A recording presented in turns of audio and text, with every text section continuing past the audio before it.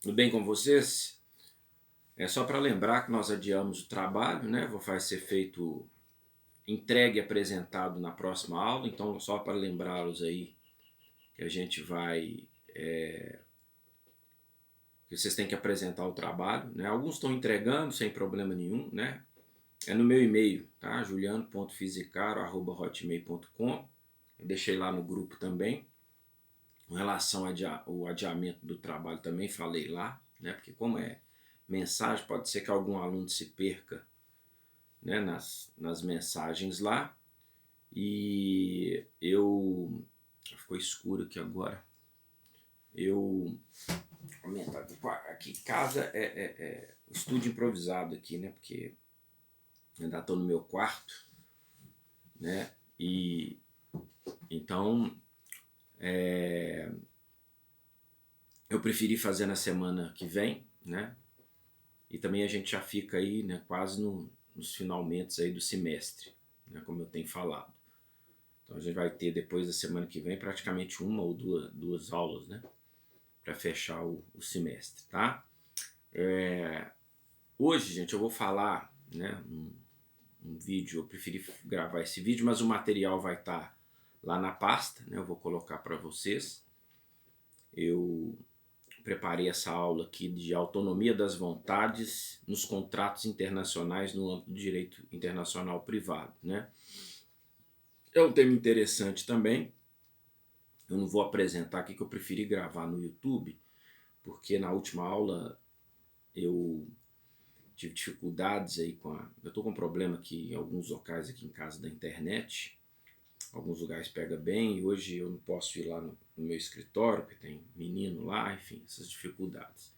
Então, gravando aqui, a gravação fica boa, mas ao mesmo tempo eu não posso passar as telas, né, para vocês automaticamente. Mas o material vai estar lá, eu vou explicando aqui, né, não vou fazer um vídeo tão longo, né, mas com as telas também, com os slides que vão ser colocados na plataforma, vocês vão entender direitinho, tá? Então, nesse âmbito aí da autonomia das vontades do direito internacional privado, sobretudo nos contratos internacionais, o que é isso? O que é autonomia? O que a gente está falando de autonomia das vontades no âmbito do direito internacional privado, né? A autonomia da vontade, né, vou ler aqui, como princípio deve ser sustentada não só como elemento da liberdade em geral, mas como suporte também da liberdade jurídica, que é esse poder insuprível do homem, no homem, de criar por um ato de vontade uma situação jurídica, desde que esse ato tenha objeto lícito, né? Portanto, a autonomia das partes no direito internacional privado significa que as próprias partes podem escolher o direito aplicável. O elemento de conexão aqui é a própria vontade manifestada pelas partes, vinculada a um negócio jurídico de direito privado com conexão internacional.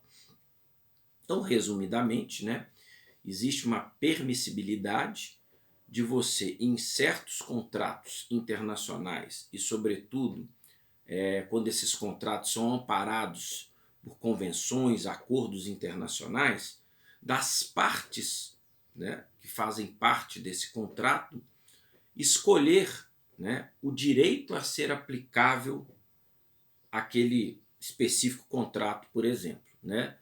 Então, é uma autonomia, né, que estas partes têm de definir, né, qual direito ou qual lei vai ser aplicada a essas partes, né?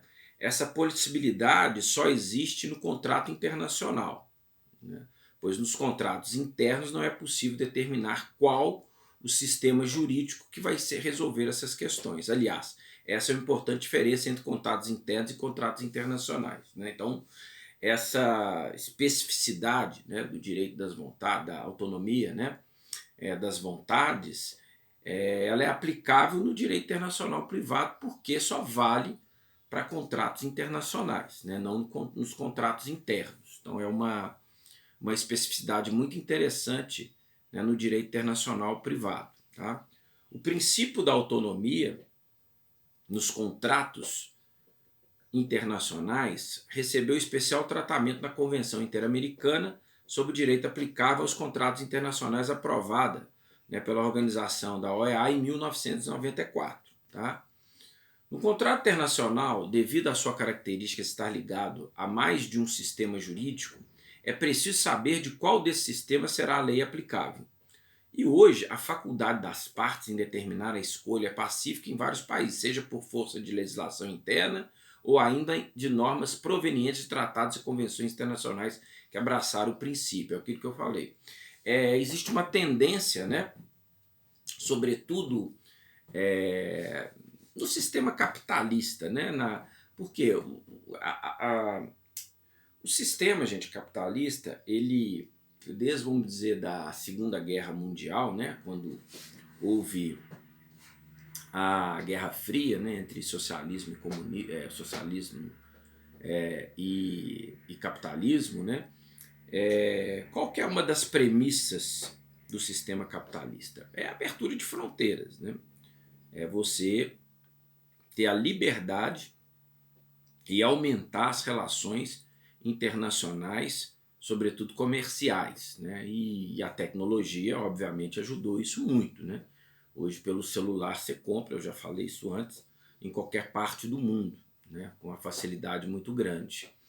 Então, a tecnologia ela ampliou, obviamente, essas relações internacionais. Então, o capitalismo já pregava isso, né? Sempre pregou, porque o sistema ele preza pela iniciativa privada e a iniciativa privada preza pelo lucro. Então, quanto mais mercado tiver, melhor para o sistema capitalista e, obviamente, para os capitalistas, para as empresas, né? Para a iniciativa privada e obviamente, às vezes não, para o governo também e para a sociedade, né? Como é algum entendimento que tem empírico sobre isso. Então, a tendência é que os países que fazem parte do sistema, por isso que a OEA, né, fazem parte do sistema capitalista, tendem a identificar e aplicar legislações internas ou acordos internacionais de modo a ampliar essa autonomia das vontades. Isso tem muita vinculação com a arbitragem, né? Eu vou falar rapidamente na frente, porque a arbitragem é um processo, né? É um mecanismo, na verdade, em que você facilita, né, a solução de conflitos, né, para não ir no litigioso, para evitar o contencioso, sobretudo em contratos extremamente complexos, né, em que poderiam demorar anos e anos para a sua solução. E isso para o capital, para a iniciativa privada, pode ser extremamente fatal, né, na medida em que, se você ficar com o processo parado, você está perdendo dinheiro. E se perder dinheiro, perder competitividade, você pode eventualmente falir a empresa. Então a aplicabilidade da autonomia das vontades, da arbitragem, né, que tem uma relação estreita sobre esses dois mecanismos, ela é extremamente benéfica para agilizar a solução de conflitos no âmbito internacional. Esse que é o objetivo, né? Então, você dar autonomia, obviamente você tem que ter acordos ou leis que permitem essas relações internacionais privadas, né, de contratos que possam cobrir, né, legitimar essa autonomia das vontades, a aplicabilidade da autonomia das vontades na escolha de uma lei que possa ser aplicável ali para dirimir possível conflito. Tá? Então, o que eu quis dizer é que existe, ainda mais depois, né, gente, digamos, a queda do comunismo a partir de 1989, 1990, né, nos anos 90, houve uma ruptura muito grande com o sistema socialista no mundo, né, que foi simbólico a queda do Muro de Berlim em 1989, a ampliação do capitalismo, né, a China, por exemplo, é comunista, mas tem um mercado aberto, né, se relaciona com o mundo inteiro. É até sempre um motivo de curiosidade. Você tem um partido, você não tem eleição, você não tem, né, você tem uma certa ditadura política, mas em compensação você tem um mercado aberto, né? Então a China escolheu esse modelo e vem dando certo, né? Pelo desenvolvimento que ela tem. Tá? A crescente preocupação da comunidade internacional com a harmonização e uniformização dos conflitos de lei na área dos contratos internacionais justifica-se por ser esta uma área de direito de vital interesse no incremento do comércio mundial e na tendência de formação de blocos econômicos, que juridicamente se traduzem em processos integracionistas, que é de integração, né? Integracionistas, que é de integração, como a União Europeia, o Mercosul, NAFTA e por aí vai, né? É o que eu falei, né? O sistema capitalista, que é o que predomina hoje no mundo, né? Ele preza pela ampliação das relações comerciais, né? Entre relações comerciais internacionais. A tentativa de harmonização, de padronização de certas leis, ela é importante nessa ampliação desses possíveis contratos internacionais, né? Na ampliação das relações internacionais comerciais. Então, os estudiosos, os aplicadores do direito, eles sempre estão tentando, né, dar uma certa uniformidade, né, harmonizar alguns conflitos dessas relações. Né? Então, essa autonomia das vontades, de certa forma, facilita essa harmonização. À medida que eu estou contratando você, né, para uma relação comercial, e nós definimos, obviamente amparado pela legislação ou algum acordo interno, a legislação interna ou um acordo internacional, que num possível conflito internacional ou no nosso contrato eu possa definir qual mecanismo e qual legislação aplicar, isso de certa forma dá celeridade ao processo de conflitos, de resolutividade dos conflitos internacionais. E isso para o comércio, como eu falei, é extremamente importante, né? Na medida em que essa celeridade implica em resolutividade de conflitos e que, porventura, vai minimizar os riscos de perda de lucro.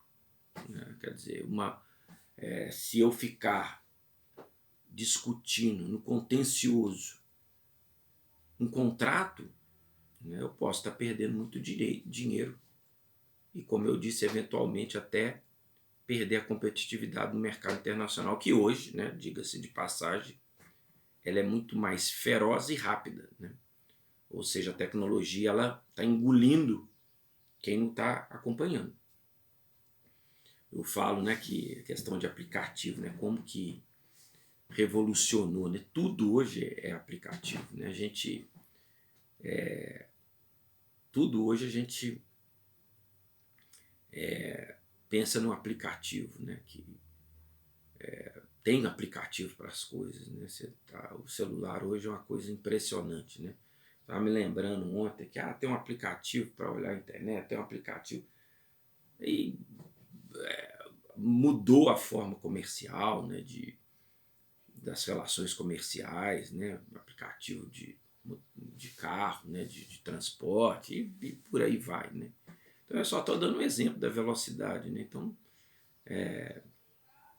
eu lembrei, né? Eu estava conversando com um amigo meu ontem, né? Porque agora para você justificar seu voto, né? Se você não for votar, você tem um aplicativo, você pode estar em qualquer lugar no mundo que você pode justificar pelo aplicativo. Você não precisa ir no correio mais e tudo. E esse aplicativo ele é inteligente, né? No sentido que se você não consegue justificar, você está numa circunscrição perto da zona eleitoral, né? Quer dizer, você tem que estar num raio aí de não sei quantos quilômetros para poder ele ser acionado e você justificar, né? Não adianta eu tentar justificar, por exemplo, meu voto, que eu não vou votar aqui em Belo Horizonte, estando aqui em casa. Ele não vai aceitar porque eu estou dentro da cidade ou da região metropolitana, né? Mas se eu tiver, por exemplo, obviamente no Rio de Janeiro, ele aceita. Então, quer dizer, já facilitou, né? Não preciso preencher no correio, eu já faço baixo o aplicativo e faço. Então é uma facilidade extraordinária. Mas como exemplo, né? E pelos aplicativos eu compro, né? Eu faço relações internacionais, né? Então, continuando aqui, pela convenção, nessa convenção da OEA, conforme o artigo 7º, é admitido o princípio da autonomia da vontade das partes para a escolha do direito material aplicável a um contrato internacional. Então, essa convenção de 1994, podendo essa escolha ser expressa ou tácita, né? Importante inovação foi implementada pela CDIP 5 ao permitir ao juiz a aplicação das regras da Lex Mercatoria ao contrato internacional, independentemente do direito material aplicado ao contrato. Não obstante a importância da convenção, os países do Mercosul não adotaram até o presente momento, né? Na verdade, já tem sim um entendimento. O Mercosul deu, né, de fato, pelas questões políticas, né, ele teve um arrefecimento, né, natural, mas isso tem sido objeto de constantes conversas diplomáticas entre os países para melhorar essas relações comerciais, né, pelo menos retomar, mas existe, né, e a princípio da abertura comercial, né, do transporte das mercadorias ainda existe. Tendo em vista que o contrato internacional compreende uma situação jurídica complexa, né, por isso que a evitar-se o contencioso, porque os juízes, gente, por mais preparados que sejam no âmbito do direito internacional privado e das relações de contratos comerciais, tem especialistas, a complexidade é muito grande. Por quê? Eu estou tratando com mercadorias das diversas ordens, né? Então, assim, você julgar um contencioso, um conflito de um contrato internacional é complexo. Você tem que entender do mercado, dependendo, né, do objeto, do mercado, qual que é a mercadoria, que tipo de mercadoria, enfim, qual que é a legislação que abarca esse tipo de mercadoria, qual que é a legislação do outro país, qual vai ser aplicável, aquilo tudo que nós já vimos, né? Então, assim, as relações contratuais internacionais são muito mais complexas que as internas, não tenho dúvida disso. Então, a situação jurídica, né, como eu falei, é bem complexa. Então, tendo em vista essa situação complexa, que envolve diversos aspectos que não podem ser tratados conjuntamente, que é isso também, a escolha da lei aplicável ao contrato tratará apenas no que diz respeito à sua substância e aos seus efeitos. Qual que é a outra importância da escolha da lei aplicável? É que ela vai ser direcionada ao objeto, ao que você de fato é importante ali.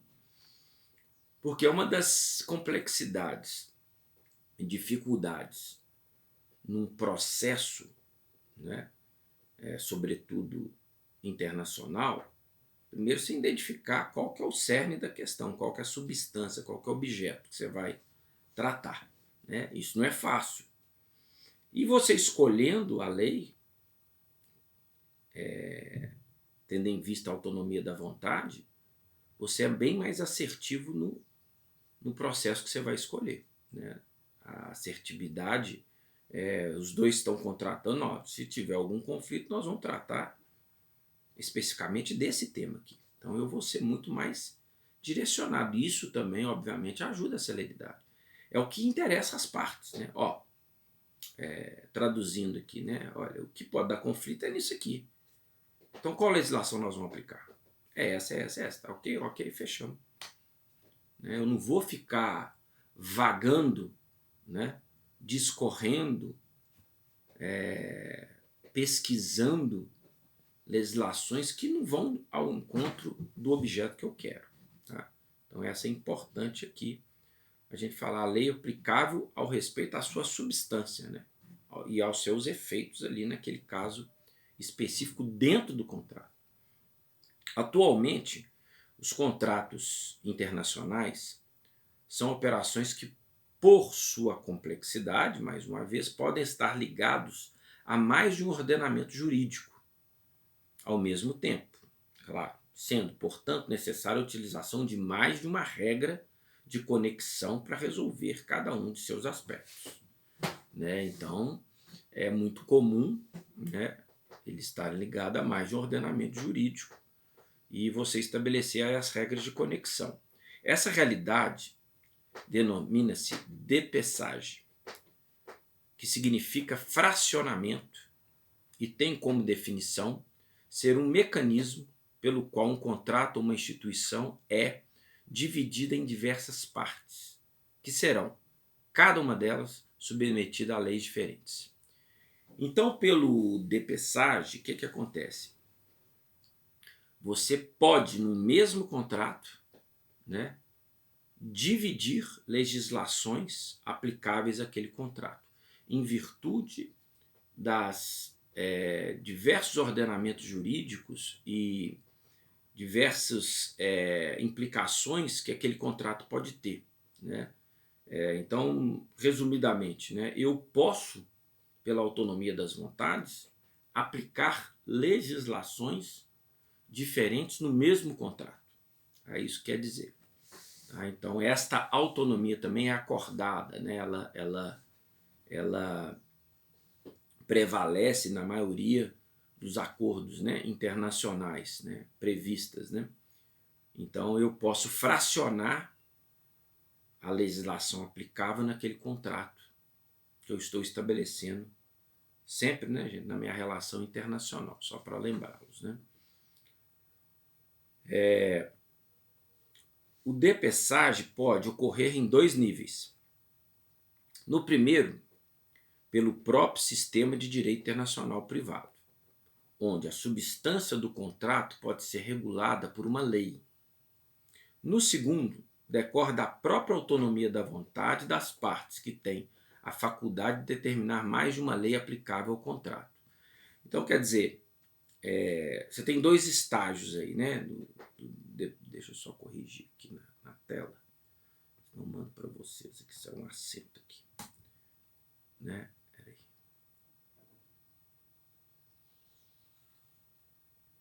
Peraí. Ele tem um estágio que ele já estabelece a lei aplicável ali, né, na substância, no objeto, e o segundo estágio, nossa autonomia da vontade, podemos ainda subdividir o contrato dentro daquilo que eu falei anteriormente, com legislações aplicáveis a substâncias, a objetos dentro do contrato diferentes. Né? O contrato é um objeto só, mas circunstâncias, né, substâncias ali no contrato, tá? Então ele, como se diz, ele aplica uma lei já estabelecida e dá autonomia das vontades para você fracionar dentro de um contrato de relação internacional, mais uma vez, privado, possibilitando aí mais flexibilidade, obviamente, nas relações contratuais. O objetivo é esse, né? Eu, como eu falei, né, repetindo, eu ter a condição da celeridade, evitar o contencioso, definir já previamente aonde eu vou querer a aplicação da lei, qual lei. Né? Então, esses mecanismos jurídicos já previstos, eles também, de certa forma, facilitaram, né, gente, essas transações comerciais que nós temos no mundo inteiro. Né? Isso é muito interessante, porque obviamente foi uma exigência, né, entre aspas, aí, uma forçação do sistema capitalista, né? Porque imagine vocês, né, se você aumenta substancialmente as relações internacionais e comerciais, você também vai aumentar os conflitos, né? É inevitável. E a variabilidade, complexidade aumenta. E os sistemas jurídicos, né, dos países ficariam sobrecarregados com decisões complexas. Então não tinha outra forma de você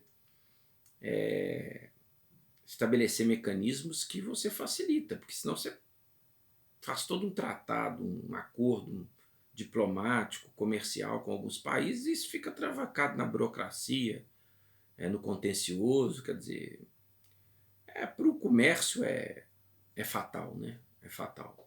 Então teria que se pensar mesmo em mecanismos mais ágeis, né, de resolutividade, de dissolução de conflitos, né? Essa é o grande, digamos, grande sacada aí da iniciativa privada também, né, sobre o aspecto dos contratos internacionais, né? Criar mecanismos para facilitar essas transações comerciais, né? Cada vez mais, como eu disse, mais contundentes, né, com mais transações, né, um aumento substancial aí. Nesse segundo nível, gente, portanto, há um desdobramento que eu falei, né, da noção da autonomia da vontade, pois, além de escolher a lei para o contrato, poderão ainda fazer mais de uma escolha em face da complexidade de um determinado contrato multiconectado, que também eu tenho relações comerciais com um parceiro, né, comercial, mas eu posso ter no mesmo contrato vários parceiros, né, também, outros parceiros. Por exemplo, uma empresa de automobilística que vai contratar empresas de fornecimento de peças que vêm do exterior, né? Então posso estabelecer um contrato com essas 3, 4 empresas de peças, estabelecendo cláusulas de penalidade, metas, padrão de entrega em tempo, enfim, né? Tudo que tem um contrato comercial aí normal, né? Eu posso fazê-lo com diversas empresas, então ele pode ser multiconectado até em mais de um país, né? Então isso ainda dá mais complexidade, né? Então esse segundo estágio aí da DPSAGE aí, ele favorece essa identificação, o fracionamento da legislação aplicável a cada caso específico naquele contrato, né? Como eu disse, multiconectado aí, conforme falado, né? Então é um mecanismo aí muito, muito interessante, tá? É controvertido na doutrina se as partes podem escolher qualquer direito como aplicável ou se esta liberdade sofre certas restrições. É fato, né? O mínimo que se exige é que o direito escolhido tenha algum nexo de causalidade ou conexão com o contrato internacional celebrado. Aí digamos, a liberdade, né? Existe uma linha, né? Uma doutrina aí que essa liberdade não pode ser total, né? Tem que ter no mínimo a conexão de causalidade aí, né, com o objeto, com o contrato celebrado, né? Eu não posso, à revelia, escolher legislações que são aplicáveis. Isso é uma doutrina, tá? Existe doutrina também que eu estou limitando a vontade também. Se eu estou pactuando através do instrumento jurídico que é o contrato com o outro parceiro, nada mais justo também que se eu tenho essa autonomia da gente definir o que é melhor para nós. Mas essa liberdade também é discutível, né, dadas as restrições legais impostas em qualquer país, né, as limitações jurídicas. Então é isso que está falando, ou seja, resumidamente, né, a autonomia das vontades ela tem limites, né, para alguns doutrinadores do direito nesse campo, né, do direito internacional privado. É isso que está se falando aqui. Em virtude disso, mais uma correçãozinha aqui, desculpe, eu não vou parar o vídeo. O DPSAGE é utilizado exatamente porque a autonomia da vontade das partes tem suas limitações. não podendo reger todos os aspectos do contrato, claro. Assim, é necessário que se faça uma decomposição do contrato em vários elementos para aplicar a cada uma de suas partes a lei pertinente, né? O fracionamento, né? Mas reforçando aqui a possibilidade do fracionamento, né? E da aplicabilidade da lei determinada pelas vontades, né? Dando essa autonomia aí aos parceiros. O que caracteriza um contrato internacional é a presença de um elemento que liga dois ou mais ordenamentos jurídicos. Claro, basta um contrato seja celebrado em um país para ser cumprido em outro. Então, se eu já tenho o mínimo de uma relação, né, de aplicabilidade de relação comercial de um com o outro país, né, já basta para ser celebrado aí um contrato, né? E esse contrato já, pela doutrina, eu posso ter a determinação da legislação aplicável.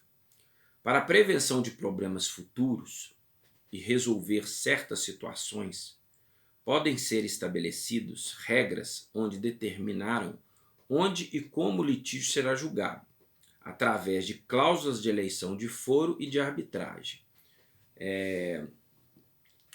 Então, acho que, não me lembro, mas acho que no início do curso eu falei muito da determinação, né, nesses contratos comerciais, né, é muito comum, né, você determinar também pela autonomia das vontades, ainda nesse âmbito, até o foro que vai ser dirimido, né? A arbitragem é um mecanismo, acho que para alguns aí eu já falei no direito internacional público, muito utilizado nessa complexidade das relações contratuais internacionais privadas.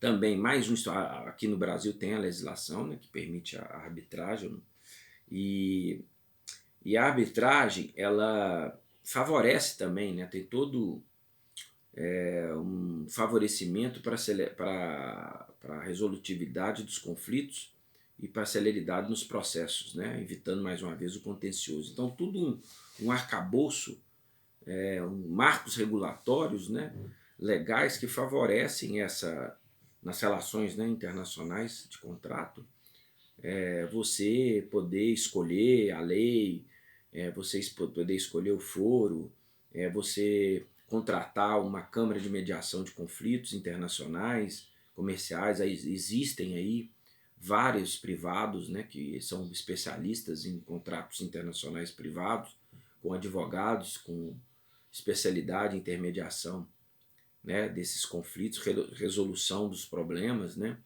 em que as partes na arbitragem escolhem os seus representantes para o julgamento. Esse julgamento tem